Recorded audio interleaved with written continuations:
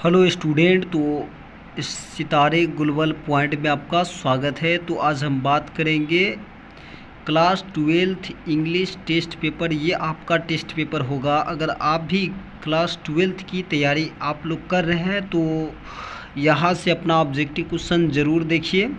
तो चलिए हम लोग डायरेक्ट क्वेश्चन की ओर बढ़ते हैं। और ये हमारी कोचिंग का टेस्ट पेपर है। अगर आप भी टेस्ट देना चाहते हैं तो यहाँ पर आप ज़रूर अपना आंसर दे सकते हैं। और अगर आपका कितना सही हुआ है ये हमें कमेंट बॉक्स में आप ज़रूर बता सकते हैं। तो चलिए हम लोग क्वेश्चन की ओर बढ़ते हैं। और यहाँ पर पहला क्वेश्चन देखिएगा। तो पहला क्वेश्चन बहुत ही ज़्यादा एक्सप्लेन से होने वाला है, तो आप लोग बिल्कुल ना घबराएं और बिल्कुल ही मत डरे। आप लोग इंग्लिश का थोड़ा हिंदी करके आपको समझना पड़ेगा यहाँ पर, है ना। तो चलिए हम लोग यहाँ पर बढ़ते हैं। पहला क्वेश्चन है कि Mahatma Gandhi has written the lesson, है ना। यानी कि यहाँ पर बोला गया है कि महात्मा गांधी जो है इनमें से कौन सा यानी कि लेसन को लिखे हैं, है ना।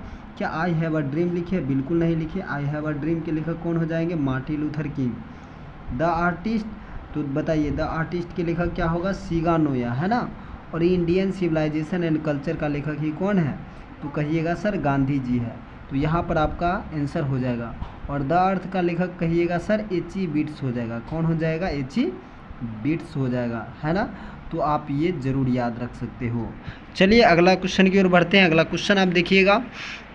देखिए अगला क्वेश्चन है फेरोस, है ना। तो Pharaohs were ruler were ancient, है ना। यानी कि बोला गया है दूसरा क्वेश्चन में फिरोज जो शासक थे वो कहाँ के थे? यानी कि प्राचीन, यानी कि कहाँ के शासक थे फिरोज, है ना। तो यहाँ पर देखिएगा, यहाँ पर आपका राइट आंसर हो जाएगा इजिप्ट, है ना। यानी कि फिरोज जो शासक थे वो इजिप्ट के थे, है ना।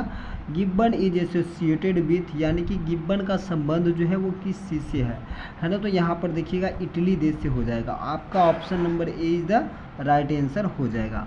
चलिए अगला क्वेश्चन की ओर बढ़ते हैं। अगला क्वेश्चन आप देखिएगा। अगला क्वेश्चन है कि European civilization will mean dash for India, है ना। यानी कि जो यूरोपियन सिविलाइजेशन है वो इंडिया के लिए क्या हो सकता है बताइए। तो वो इंडिया के लिए रूइन, यानी कि मतलब समझिए ये बर्बादी का कारण हो सकता है। तो ये आपका ऑप्शन नंबर डी में सही हो जाएगा। देखिए अगला क्वेश्चन आप देख सकते हैं। तो सिंपल लिविंग, हम लोग जानते हैं कि हम लोग का जो आवर एंसेस्टर है वो सिंपल लिविंग में रहते थे। और हाई थिंकिंग, यानी कि उनका उच्च विचार था। Is the base of dash, यानी कि कहाँ का यह बेस है? कि simple living and high thinking, मतलब साधारण में रहना और उच्च विचार, ये है हमारी सभ्यता, यानी कि इंडियन सिविलाइजेशन का ही ये मतलब लाइन है। तो ऑप्शन नंबर बी आपका राइट आंसर हो जाएगा। अगला क्वेश्चन की ओर बढ़ते हैं। अगला क्वेश्चन आप देखिएगा। Dash was a spiritual leader than a politician man. यहाँ पर देखिएगा गांधी जी हो जाएंगे। और गांधी जी का बॉर्न अगर आपसे पूछ लिया जाता, गांधी जी का बॉर्न अगर आपसे पूछा जाता तो आप क्या बताते? कहते सर 2 अक्टूबर 1800, यहाँ पर 2 अक्टूबर 1869, क्या बोलते?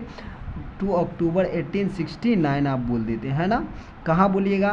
तो बोलिएगा सर पोरबंदर गुजरात। क्या बोलिएगा? पोरबंदर गुजरात। तो ये भी आप ज़रूर याद रखें, है ना। तो चलिए अगला क्वेश्चन की ओर बढ़ते हैं। अगला क्वेश्चन आप समझिएगा। नेक्स्ट प्रश्न क्या है? माई एक्सपेरिमेंट विथ ट्रूथ, जो कि गांधी जी का क्या है? तो ये ऑटोबायोग्राफी है, यानी कि इनकी आत्मकथा है ना। तो हैज रिटेन बाय डैश, यहाँ पर क्या हो जाएगा आपका? ऑप्शन नंबर बी सही होगा, महात्मा गांधी। अगला क्वेश्चन की ओर बढ़ते हैं। The mind is a dash restless dash the more it get more it wants. यहाँ पर बोला गया है कि जो हमारी माइंड जो है वो रेस्टलेस क्या है? बर्ड है, यानी कि एक बेचैन पक्षी है ना। तो option number A is the right answer होगा। हमारा माइंड जो है एक बेचैन पक्षी है और इसको जितना दोगे उतना ये चाहता है ना। तो यहाँ पर option number A is the right answer होने वाला है। अगला प्रश्न आप देखते हैं। द पास्ट इज डैश, यानी कि हमारा जो पास्ट है वो क्या है? तो अलाइव एंड डायनेमिक, यानी कि जीवंत और गतिशील है। तो आपका right answer option number B होने वाला है। अगला क्वेश्चन की ओर बढ़ते हैं। अगला क्वेश्चन देखिएगा। The Indian culture is the best example of dash, यानी कि जो हमारी संस्कृति है, भारतीय संस्कृति है, उसका बेस्ट एग्जाम्पल क्या है? तो यूनिटी इन डाइवर्सिटी, यानी कि अनेकता में एकता इनका बेस्ट एग्जाम्पल हो जाएगा। तो चलिए अगला क्वेश्चन की ओर बढ़ते हैं। अगला क्वेश्चन आप देखते हैं। तो doctor Zakir Hussain was born in, doctor Zakir Hussain का जन्म जो है कब हुआ? तो 1800 यानी कि 1897 में, है ना। 1897 में इनका जन्म हुआ था। और वही बात कीजिएगा तो ये थर्ड प्रेसिडेंट थे, इंडिया के कैमा प्रेसिडेंट थे, कहिएगा सर थर्ड प्रेसिडेंट थे, है ना। तो ये भी आप ज़रूर याद रखें, थर्ड प्रेसिडेंट थे ये। और कहिएगा सर बताइए कि इनका मतलब जो है निधन यानी कि डाइड कब हुआ है ना। तो इनका डाइड जो है 1969 में हो जाता है ना, 1969 में। और ये प्रेसिडेंट कब बनते हैं, कहिएगा सर 1967 में ये प्रेसिडेंट बन जाते हैं। तो ये भी आप याद रखिएगा, 1967 में ये क्या बनते हैं, प्रेसिडेंट बनते हैं। तो ये सारा आप जरूर याद रखें। Doctor Zakir Hussain died in dash, तो 1969 option number B is the right answer हो जाएगा। अगला प्रश्न आप देखिएगा, doctor Zakir Hussain was born in dash, है ना। डॉक्टर जाकिर हुसैन का जो है जन्म कहाँ हुआ है ना। तो यहाँ पर आपका right answer option number D चला जाएगा, Hyderabad. Doctor Radha Krishna explain exceptionally, यानी कि डॉक्टर राधा कृष्ण जो है एक्सप्लेन करते हैं किस चीज़ को, तो इंडियन यानी कि भारतीय, यानी कि भारतीय दार्शनिक, है ना, ये इस चीज़ को, है ना। अगला क्वेश्चन देखिएगा, तो अगला क्वेश्चन देखिएगा, doctor Zakir Hussain was long associated with, यानी कि जो डॉक्टर जाकिर हुसैन है वो लंबे समय तक किस चीज़ से जुड़े हैं, तो एजुकेशन से, यानी कि शिक्षा से जुड़े हुए थे, है ना। तो आपका option number B right answer हो जाएगा।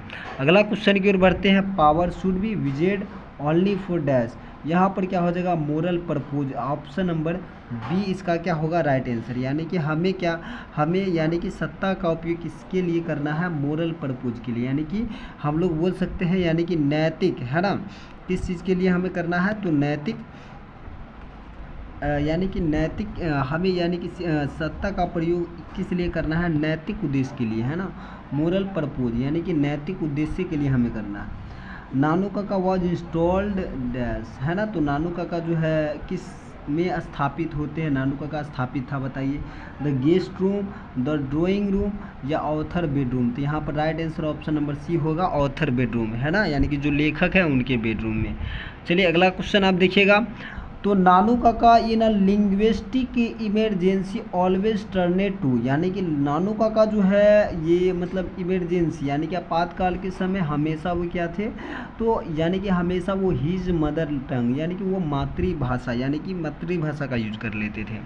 चलिए अगला क्वेश्चन देखिएगा, नानू काका जो है यहाँ पर देखिए, नानू काका थॉट दैट सिक्योरिटी, नानू काका का जो मतलब सिक्योरिटी जो सिक्योरिटी ट्रेट करते हैं, है ना, बिकॉज दे हैड नोट गोन, यानी कि वो अंदर नहीं जाते हैं, क्यों, क्योंकि मतलब यानी कि उसके साथ अच्छा व्यवहार करते हैं। तो यहाँ पर देखिएगा किसके लिए, तो आप बिगर कार के लिए, है ना, यानी कि एक बड़े कार के लिए। चलिए अगला क्वेश्चन आप देखिएगा, नानू काका टूक आउट, नानू काका टूक आउट यानी कि नानू काका जो है यहाँ पर चेक, टूक आउट चेक, यहाँ cheque book and wrote a cheque, नानू काका एक मतलब चेक बाहर निकालते हैं और उस पर मतलब क्या लिखते हैं ये आपको बताना है। तो उस पर 1000 रुपीज़ यानी कि 1000 का चेक उस पर लिखते हैं।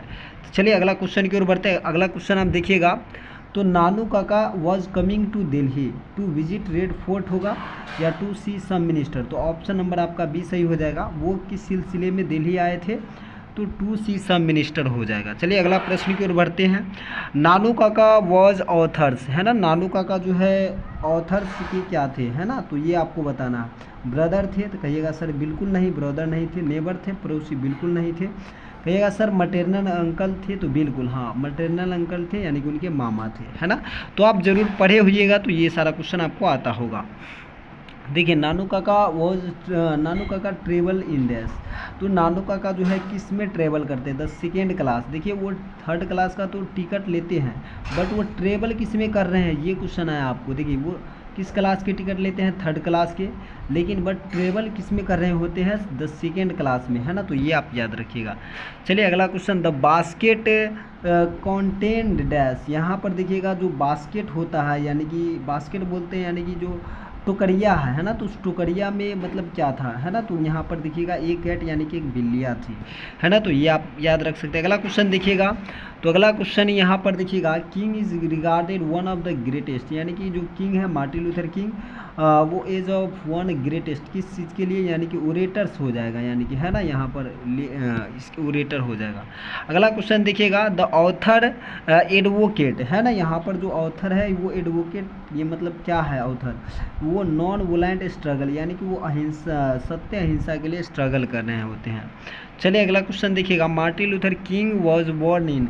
मार्टिन लूथर किंग का जो है जन्म कब होता है, तो 1929, यानी कि ऑप्शन नंबर बी आपका क्या हो जाएगा, राइट आंसर हो जाएगा। Martin Luther King Junior was assassinated in dash, यानी कि उनका जो है निधन कब हो गया था, तो यहाँ पर देखिएगा 4 अप्रैल को, है ना, तो ऑप्शन नंबर बी सही हो जाएगा। I have a dream is a speech deliver by a king on, यानी कि आई हैव अ ड्रीम जो स्पीच है, क्या है, एक स्पीच है, तो ये डिलीवर कब हुआ था ये आपको बताना है। तो यहाँ पर जो आपका राइट आंसर होने वाला है क्या होगा बताइए, तो यहाँ पर जो आपका राइट आंसर हो जाएगा वो आपका ऑप्शन नंबर क्या हो जाएगा, ऑप्शन नंबर ए सही हो जाएगा। 28 अगस्त 1963, यानी कि 1963। America gave the Negro people, यानी कि जो अमेरिका का जो निग्रो पीपल है उसको क्या मिला है, तो उसको देखिए क्या मिला है, अब बैड चेक मिल चुका है, यानी कि एक उसको खराब चेक मतलब जो है खराब पत्र मतलब दिया गया है उसको, है ना, तो ये आप समझ सकते हैं। अगला क्वेश्चन देखिएगा आप, तो अगला क्वेश्चन है to overlook the negro would be dash, यानी कि जो ओवरलुक यहाँ पर बात किया गया है निग्रो के बारे में, तो यहाँ पर देखिएगा यानी कि निग्रो के लिए यह चीज़, यानी कि निग्रो के साथ भेदभाव, यानी कि ये क्या हो सकता है, तो ये अमेरिका के लिए फैटल यानी कि घातक हो सकता है ना, यानी फैटल का मतलब होता है घातक। आप लोग लाइन बाय लाइन अगर पढ़ते हैं तो आप लोग को ज़रूर समझ में आया होगा, है ना, तो आप मीनिंग आप ज़रूर याद रखिएगा, है ना। तो चलिए अगला क्वेश्चन की ओर बढ़ते हैं। अगला क्वेश्चन आप देखिएगा, द वर्ड मोमेंटस, यानी कि जो वर्ड शब्द जो होते हैं वो मोमेंटस स्टैंड्स फॉर, वो क्या होते हैं, यानी कि वेरी इंपॉर्टेंट होता है, बहुत ही महत्वपूर्ण होते हैं। चलिए देखिए अगला question, we are able to get variety of enjoyment due to, यानी कि जो हम लोग जो है वैरायटी एन्जॉयमेंट यानी कि आनंद, यानी कि किस चीज़ के लिए, तो यहाँ पर हम बोल सकते हैं हम लोग जो आवर इंटेलिजेंस, हमारा जो दिमाग यानी कि जो इंटेलिजेंस है इसके लिए हो जाएगा। अगला क्वेश्चन की ओर बढ़ते हैं। अगला क्वेश्चन आप देखिएगा, we are more friendly, we are more friendly है, यानी कि यहाँ हम जो है फ्रेंडली में रहते हैं, क्यों, विद इन द हर्ड, यानी कि झुंड में हम लोग क्या रहते हैं, तो फ्रेंडली रूप में रहते हैं। अगला क्वेश्चन देखिएगा, ideas that have helped mankind has been written by dash, तो यहाँ पर अगला क्वेश्चन देखते हैं कि ideas have that helped mankind, इनके जो राइटर है वो कौन है, तो आपका बर्ट्रैंड रसल है, जिनका बॉर्न जो है कब होती है, तो 1872, और बर्ट्रैंड है, तो यहाँ पर आप ये यानी कि इनका जन्म जो है ये आप याद रखिएगा, यानी कि बर्ट्रैंड, यानी कि यहाँ पर से आप क्या याद रख सकते हैं, बी आर, यानी कि ब्रिटेन, यानी कि बी आर, इसे ब्रिटेन याद रखिएगा। चलिए अगला क्वेश्चन की ओर बढ़ते हैं। अगला क्वेश्चन देखिएगा, Bertrand Russell died in dash, तो 1917 हो जाएगा यहाँ पर आपका right answer. Russell was awarded Nobel prize, तो रसेल को अवार्ड मिला था किस चीज़ के लिए, लिटरेचर के लिए उनको अवार्ड मिला था, है ना, तो ये आंसर हो जाएगा। अगला है सर्वाइवल फॉर ह्यूमोसेपियंस प्राइमरी वाज, यानी कि जो ह्यूमोसेपियंस थे वो सर्वाइवल में उनको क्या मतलब था, है ना, तो यहाँ पर अ प्रॉब्लम हो जाएगा, एक समस्या थी, है ना। अगला क्वेश्चन की ओर बढ़ते हैं। अगला क्वेश्चन देखिएगा आप, तो बर्ड्स डाई ऑफ हंगर, यानी कि जो बर्ड्स भूखे मर जाते हैं इन लार्ज नंबर, यानी कि बहुत संख्या में, कब मरते हैं, ड्यूरिंग समर यानी कि गर्मी में, या ड्यूरिंग रेन, बिल्कुल नहीं होगा, यहाँ पर बोला गया था आपको ड्यूरिंग विंटर सीजन, यानी कि जो जाड़ा का समय होता है ठंडे का, उसमें जो है काफ़ी ज़्यादा नंबर में बर्ड्स जो है मर जाती है ना, तो ये बात बोला गया था आपको। Was also commentator on a large variety of topics, यहाँ पर आपका जो यानी कि जो मतलब कौन जो है was commentator on a large variety of topics के बारे में, मतलब देखिए यहाँ पर जो आपका राइट आंसर होगा ऑप्शन नंबर बी सही होगा, बर्ट्रैंड रसल। चलिए अब हम लोग ग्रामर की पोर्शन को देखेंगे, तो चलिए यहाँ से ग्रामर का पोर्शन शुरू हो जाता है। तो बहुत ही आसान प्रश्न पूछा गया, this is a dash best car in showroom, यहाँ पर बात किया गया है कि शोरूम में जो है वो बेस्ट कार इनको लेना है, यानी कि this is a best car, यानी कि जब भी बेस्ट कार लग जाएगा तो यहाँ पर देखिए बेस्ट यानी कि दर्शा रहा है, यानी कि विशेषता को, जब भी विशेषता वाली बात आ जाए तो आपको द का इस्तेमाल करना है। This is made in dash United kingdom, है ना, यानी कि यहाँ पर देखिए यूनाइटेड किंगडम की बात हो रही है, तो यहाँ पर आप ए एन नहीं लगाइएगा, गलत हो जाएगा, यूनाइटेड, देखिए यह आया, साउंड के आधार पर आपको क्या करना है, ए एन का प्रयोग करना है, किस चीज़ के आधार पर, साउंड, अगर साउंड अ का अक्षर आएगा तब आपको ए एन का प्रयोग करना है, बाकी अ के अक्षर छोड़ के बाकी क ख जो भी आ जाए, है ना, अ के छोड़कर जो भी अक्षर है उसमें ए का प्रयोग करना है। तो यूनाइटेड देखिए य का इस्तेमाल आ रहा है, इसलिए option number A is the right answer हो जाएगा। देखिए ये ग्रामर का पोर्शन का क्वेश्चन है, सी हर्ड डैश, तो यहाँ पर हो जाएगा आपका हर सेल्फ। यहीं पर अगर रहता है ही हर्ड, है ना, तो यहाँ पर हिम सेल्फ होता, तो आप समझ सकते हैं this is my book and that is yours हो जाएगा। Option number A is the right answer हो जाएगा। चलिए अगला क्वेश्चन की ओर बढ़ते हैं। अगला क्वेश्चन आप देखिएगा, the antonyms of accept, accept की क्या हो जाएगा, रिजेक्ट। तो ऑप्शन नंबर आप बी सही कर लीजिएगा, रिजेक्ट, है ना, तो ऑप्शन नंबर बी को आप सही कर लीजिएगा। यहाँ पर ऑप्शन गलत लिखा गया है, तो रिजेक्ट इसमें सही कर सकते हैं। अगला क्वेश्चन की ओर बढ़ते हैं, यानी द एंटोनिम्स ऑफ एक्टिव, यानी कि जो एक्टिव का उल्टा शब्द है ना, वो क्या है बताइए। तो इनएक्टिव हो जाएगा, ऑप्शन नंबर ए सही हो जाएगा आपका। 47 नंबर क्वेश्चन देखते हैं, why do you tell a lie, है ना, choose the best passive voice, क्या हो जाएगा बताइए। यहाँ पर अगर आप ऑप्शन चुनना चाहिएगा तो बहुत ही आसान से चुन पाइएगा। देखिए वाई अ लाई बिल्कुल सही है, Y a lie, Y a lie, यहाँ पर देखिएगा why a lie told by you, ये है। यहाँ पर देखिए why is a lie by told by you, है ना, why is a lie by told by, why is a lie told by you, why is a, यहाँ पर Bing वाला ऑप्शन नहीं होगा, क्योंकि यहाँ पर बिंग कब आता है, जब यहाँ पर देखिएगा आप बिंग ING रहता है तभी आता है, तो ये नहीं होगा। और वहीं पर बात करें, यानी कि डी ऑप्शन तो गलत हो गया, why is a lie telled by you. यहाँ पर आपका जो ऑप्शन कौन सही होने वाला है, तो आपका right answer option number A सही होगा, why is a lie, why is a lie, why is a lie, यहाँ पर ऑप्शन नंबर सी सही हो जाएगा, why is a lie told by you, है ना, तो ये सही होगा, ऑप्शन नंबर सी सही हो जाएगा आपका। देखिए अगला क्वेश्चन की ओर बढ़ते, अगला क्वेश्चन देखिएगा, we are taught grammar mister Singh. तो यहाँ पर देखिए मिस्टर सिंह टीचिंग, यहाँ पर टीचिंग नहीं होगा, ये गलत हो जाएगा, आपको बेस्ट एक्टिव वॉइस चुनना है ना। तो टीचिंग रहा था तो यहाँ पर बिंग लगा होता, तो बिंग तो है ही नहीं, तो ये ऑप्शन विल यहाँ पर नहीं आएगा, क्योंकि प्रेजेंट टेंस की बात हो रही है।